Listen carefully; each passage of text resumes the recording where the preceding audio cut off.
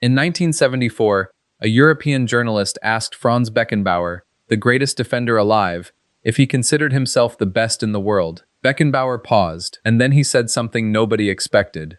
"No, I consider myself the European Figueroa." Figueroa, not Maldini, not Baresi, a Chilean defender most of you have never even heard of. And that's the problem, because the history of football, the way we tell it, the way we rank it, the way we remember it, is broken. The players we call the greatest, they're just the ones who played in front of the right cameras, at the right time, in the right leagues. Today, we're fixing that.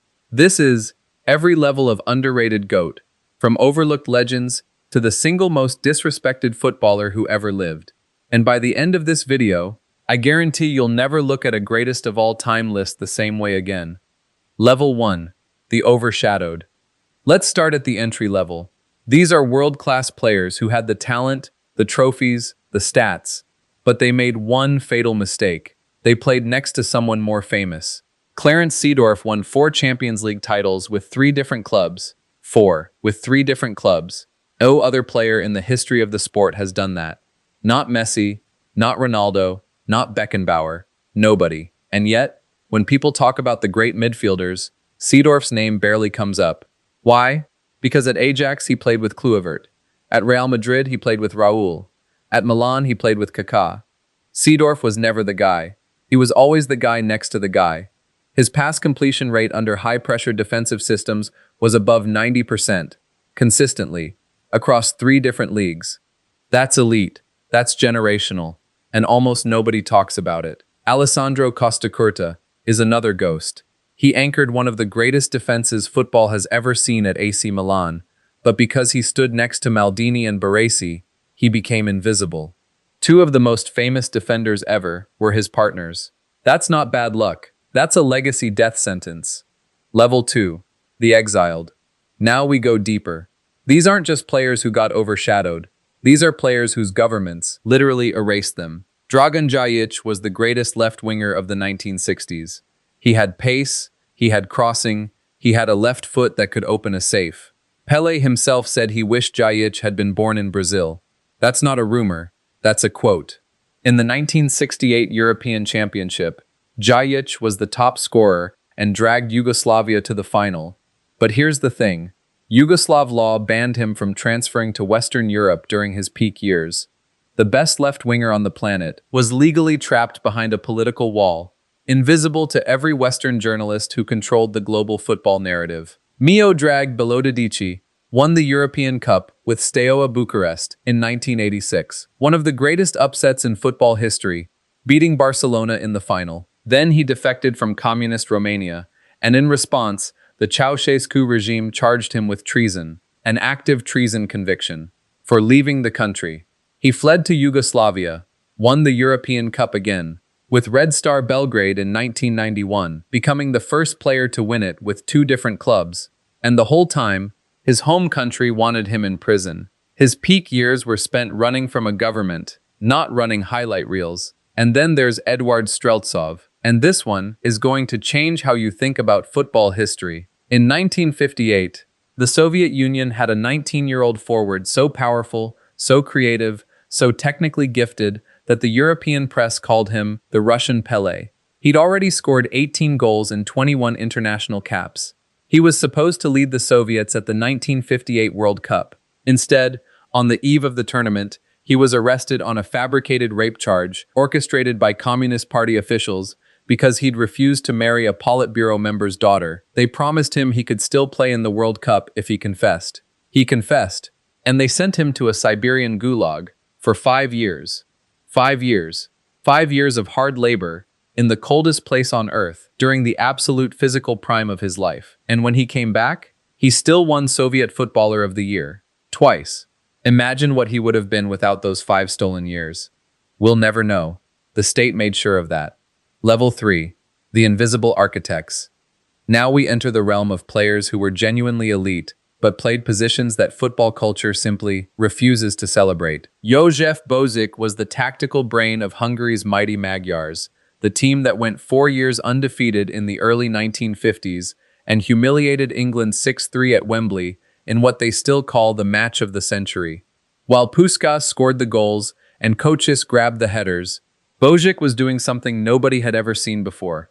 He was playing as a deep-lying playmaker, recycling possession, dictating tempo, breaking lines with short passing combinations from deep. He invented the position that Xavi and Busquets made famous half a century later. But because he played in communist Hungary, never transferred to a Western club, and operated in a position that doesn't produce highlight clips, he's a ghost. Luis Suarez Miramontes won the 1960 Ballon d'Or. He is the only Spanish-born male player to ever win it. He was the tactical engine of Helenio Herrera's legendary Inter Milan side that dominated Europe in the 60s. 2 European Cups, 3 Serie A titles. And today, if you Google his name, every single result is about the Uruguayan striker who bites people. The greatest Spanish footballer of the 20th century has been literally erased by a search algorithm. That's not just underrated, that's digital assassination. Fernando Redondo was so elegant on the ball that after he destroyed Manchester United at Old Trafford in 2000 with a backheel nutmeg assist, Sir Alex Ferguson told reporters, "What does this player have in his boots? Magnets?" And yet, Redondo was exiled from Argentina's 1998 World Cup squad, not because of form, not because of injury, but because he refused to cut his hair. The manager, Daniel Passarella, had a strict policy on hair length. Redondo said no, and one of the greatest defensive midfielders ever born missed a World Cup over a haircut. Level 4. The loyal, and the damned. These are the players who had every opportunity to become global icons, and chose not to. Gigi Riva is Italy's all-time leading goalscorer, 35 goals in 42 caps, a rate of 0.83 goals per game that still hasn't been beaten. Juventus offered record-breaking money. Inter Milan came calling. He said no, every single time. He stayed at Cagliari, a modest club on the island of Sardinia, because the people there loved him, and he loved them back. He led Cagliari to their only Serie A title in 1970, a miracle season that will probably never be repeated. And then his legs broke. Multiple career-shortening fractures stole his prime. Italy's greatest ever goalscorer, loyal to a fault, broken by fate. Matt Letizier did the same thing at Southampton. A pure attacking midfielder who could score goals that would make your jaw physically drop. Volleys, free kicks, chips from 40 yards. And he never left. The big clubs came. He stayed. And because he played for a struggling mid-table side, the England national team barely gave him a look. For a player who scored 47 out of 48 career penalties and routinely produced moments of individual genius that belonged in a Champions League final, Juan Román Riquelme was the last true enganche. The classic number 10 who stood still in the pocket between midfield and defense, waited for the ball, and then did something magical with it. He won 3 Copa Libertadores titles with Boca Juniors and dragged Villarreal to a Champions League semi-final. But as football shifted toward high pressing and relentless running, Riquelme's style was declared extinct. He wasn't slow, the game just decided it didn't want artists anymore. Level 5, the summit. These are the players who, by any objective measure, belong in the conversation with the absolute greatest, and aren't. Michael Laudrup was the creative heartbeat of Johan Cruyff's Barcelona dream team. He pioneered the no-look pass. He was one of the most devastating dribblers of his generation. Modern tracking analysis puts him in the 99th percentile for progressive passes and shot-creating actions during Barcelona's early 90s dominance. And then he did something insane.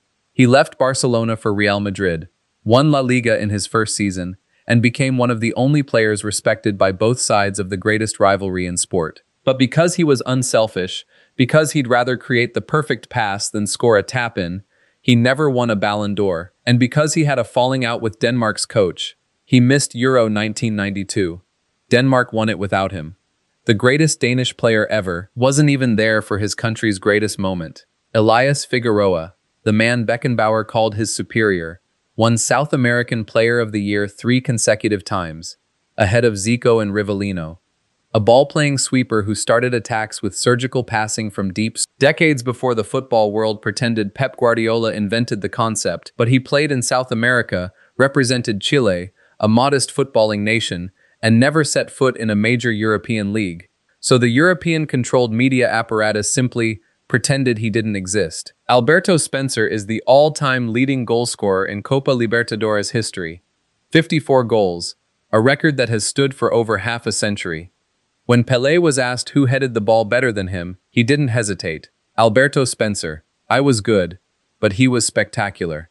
Spencer led Peñarol to a 4-0 destruction of Real Madrid in the 1966 Intercontinental Cup. Inter Milan tried to sign him multiple times. He said no. He stayed in South America, and because of that single decision, one of the most prolific goal scorers in football history became a footnote. Gaetano Scirea won every single UEFA and FIFA club trophy available during his career. 7 Serie A titles, a European Cup, a World Cup. He did it all as a libero, a sweeper who played with the elegance of a midfielder and the tactical brain of a chess grandmaster. And in his entire career, hundreds and hundreds of matches, he was never shown a single red card. Not one.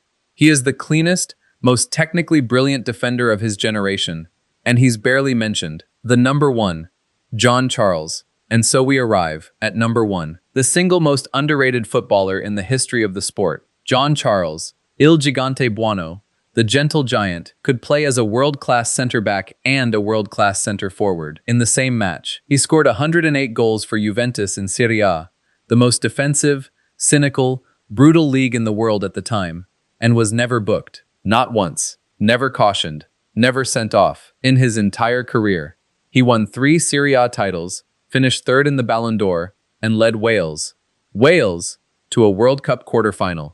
He was 6'2", built like a heavyweight boxer, technically superb, dominant in the air, and the cleanest player who ever lived. He is the most complete footballer in history, and almost nobody under the age of 50 has ever heard his name. So the next time someone tells you Messi and Ronaldo are the 2 greatest players of all time, remind them that history didn't start when satellite television turned on. The greatest players aren't always the most famous ones. Sometimes, the real GOATs are the ones the cameras never found. If this video changed how you think about football history, hit subscribe, because we're just getting started.